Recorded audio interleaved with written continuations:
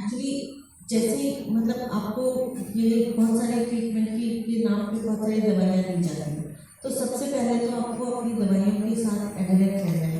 जिस तरीके से जितने टाइम पे जितनी लेनी है वो आपको नियमित रूप से दवाई लेनी है।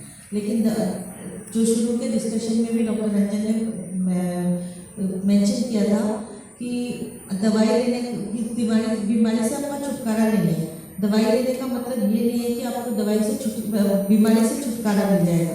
बीमारी रहेगी, बस वो आगे और आपकी जो अक्यूट प्रॉब्लम्स होंगी, जो अचानक से कोई नई चीज़ बढ़ के आएगी, वो कम हो जाएगी, पर दवाई से बीमारी से छुटकारा नहीं है। तो दवाई फिर भी आपको नियमित रूप से लेनी है। इसके अलावा आपको बहुत सारे स्किन प्रॉब्लम्स होती हैं, तो आपको अपनी त्वचा का बहुत ध्यान रखना है। एक तो फुल बाजू के कपड़े पहनने हैं, पूरा शरीर ढका रहना है, आपको सन के एक्सपोजर से बचना है। जितना आप बचेंगे उतनी आपकी त्वचा सॉफ्ट रहेगी और अच्छी बनी रहेगी। तो जिसकी वजह से आपको जो एक मैं मतलब कैसे दिखती हूँ के नाम पे जो एक स्टिग्मा है वो भी कम होगा। तो पूरे कपड़े पहन के रखने हैं। सनस्क्रीन लोशंस का इस्तेमाल कर सकते हैं।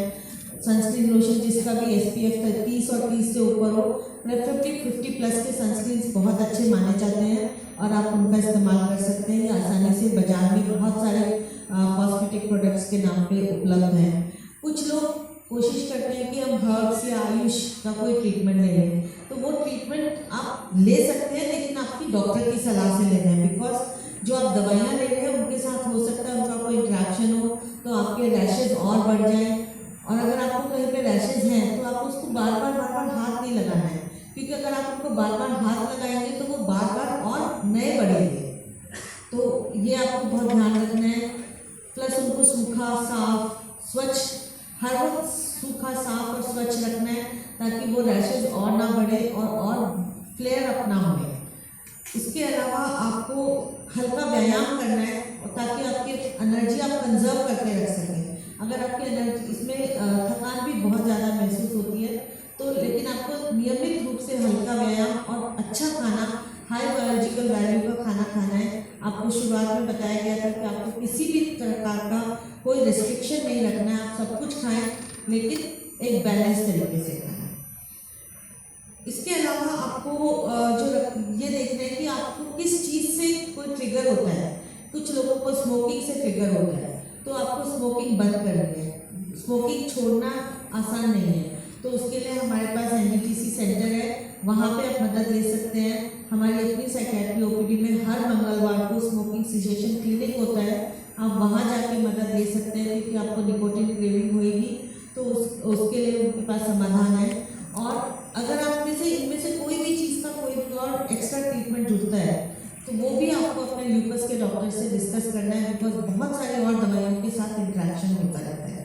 तो बहुत ज़रूरी है कि आपके पास अपने परिवार का सहयोग भी है। अब परिवार अगर सहयोग देगा तो आप किसी भी तरह की जंग से जूझ सकते हैं।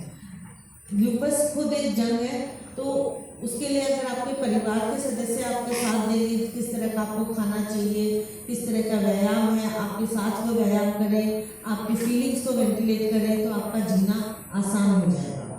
आपकी क्वालिटी ऑफ लाइफ एक हॉलिस्टिक ढंग से अगर देखा जाए तो सिर्फ एक बीमारी की वजह से नहीं, बट मानसिक स्वास्थ्य की वजह से भी खराब होती है। तो उसके लिए आपको अपना मानसिक स्वास्थ्य भी ठीक रखना है।